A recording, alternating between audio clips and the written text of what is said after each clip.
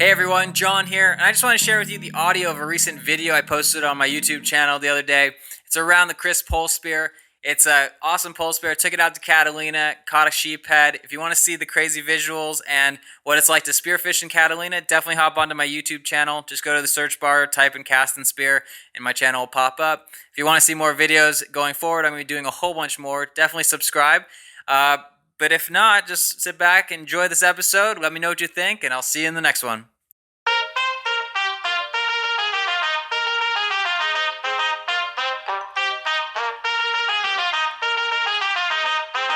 Down for the long run now. Red Corvette and my drop top down. Calling up my digits in my motor. Hey, John here from Cast and Spear, and today I want to share what Dustin and Troy sent over from Chris. It's their Neptune 8-foot pole spear. Dustin calls it the Mack truck of pole spears. This thing will hit a fish like a freight train. Definitely meant for the blue water. This band alone, you're required to go to the gym just to be able to pull it back. And if you're going for yellowtail, this is the pole spear for you. I wanted to share with you some footage I got when I was in Catalina. We didn't see any yellowtail that time. I did get to shoot a sheephead, which you saw at the beginning of the video. But if you're interested in learning more about this pole spear, how to put it together, stay tuned. Let's get this going. Corvette and my drop top down. Calling up my digits in my Motorola. Alright, so let's first put together the slip tip system they call the Apollo. When you open up the bag, you're going to notice that there are a couple of O-rings in case you lose one underwater. But when you pull it out of the package, you're going to unravel this cable. And this cable is going to slip on the shaft. Do not slip the loop over the top at the beginning. That's the wrong way to do it, so don't do it this way. Push it through the side, which is a welded member on this steel shaft, and then put the loop over the top. This will keep it in place, so once you put it over the top, pull it tight, and this is not going to go anywhere. As you know, a slip tip system is going to go into the fish and then come off, and it's probably not going to get away as easy as a flopper. Pull off the cap. I have wet hands here, so as you see, I use my glove. It's a very nice sharp tip. Here you can see I'm putting the O-ring over the top.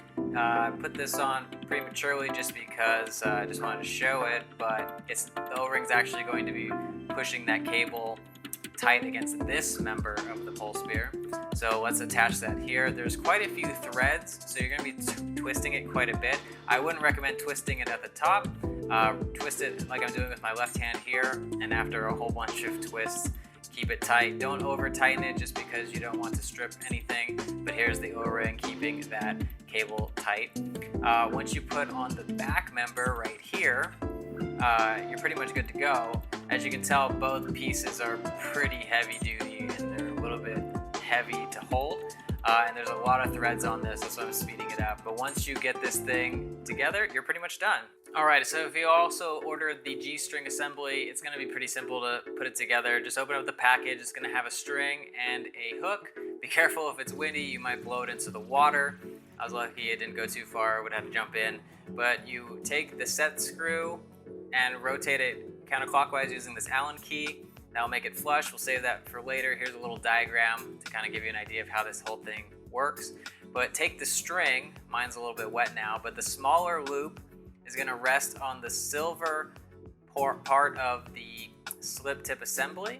And as you can tell here, I'm going to put it over everything. What I didn't show is that I slipped the O-ring up so that I can get the small slip knot to rest right there, and then you put the O-ring over the top, and you're pretty much set for that piece. Now take your hook, and this is a little bit challenging, so you're going to want to kind of wedge it, and it's a pretty thick band, so it's going to take a little bit of muscle, but eventually you're going to have your set screw clear. So you take back that Allen key and twist it clockwise and set it there. It'll keep it in its position pretty much forever.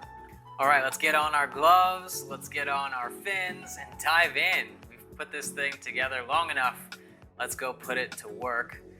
As you can tell, here in Catalina, the water is typically really pretty and very clear. This was a phenomenal day. The water was warm, the fish were plentiful. Nothing super big, but at least it was just, the scenery was unreal.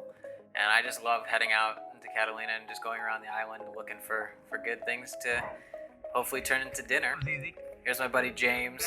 It's always good to go with a dive buddy.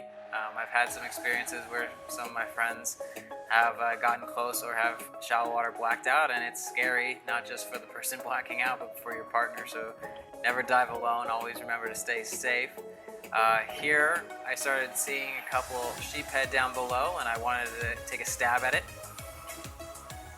Holding my breath. Still not the best free diver. You know, I can get comfortable between 45, 55 feet. Here I grazed this sheephead, and it was unfortunate that I missed. But round 2, let's go back and see if we can hit another one. Usually the viz is this good, you can see it from the top, and then you just basically have to keep pretty calm and kind of stalk them. Sheephead are pretty easy fish. They don't do anything super crazy, but even this one, for whatever reason, I was just a hair off, either a little bit too high or a little bit to the side. Here, my hand, you can see I'm holding it a little bit awkwardly. My hand was just kind of hurting over multiple dives for the day. This band, you know, it takes some strength, some grip strength, so I'm definitely going to work on that. And even this one, got a little too premature, didn't let the fish turn broadside, and whiffed it. I knew that was a bad shot when I took it. But when I got closer to shore, I saw one that was just barely legal. After I measured it, I made sure it was totally legal, but had a feeling it was good. This one was a solid hit right in the side. The slip tip is nice. I have a flopper, and sometimes, unfortunately, when you deal with a flopper, you know, your fish can get ripped out. If they're a big fish especially, they can rip off, and that's not good, because then you have to go track it, and hopefully it didn't go too far away or hide from you. I'm not showing you the braining part, but next time I will. The camera wasn't angled the right way. Alright, so I hope you enjoyed watching me fail a whole bunch of times as I tried to get used to this pole spear. It definitely has a little bit of a learning curve, but eventually we did get a fish, and it did make for some delicious tacos later that day. If you're interested in getting one of these pole spears, definitely head over to chrisspears.com. I linked to it down below. Reach out to Dustin, tell him I sent you. Use promo code JOHN, J-O-N, Cast and Spear if you want Dustin to send you a couple more free goodies along with your order. And so big thanks to Dustin for that. That's amazing. And if you live in the SoCal area, heck, if you live anywhere and you go spearfishing and you want an extra dive buddy, leave a comment down below. Let me know. Hopefully we get some more footage this season. We can put it on this channel. So subscribe so you never miss one of those episodes. And until next time, stay safe out there, and I will see you in the water. Yeah, out in Fairfax, going hard in the pit, yeah. I still ball on the pitch, yeah. Something wrong with the picture. Something is wrong with the way, and I don't know why. Why you need to lie? Something is wrong with the way, and I don't know why. Why? How do you get by?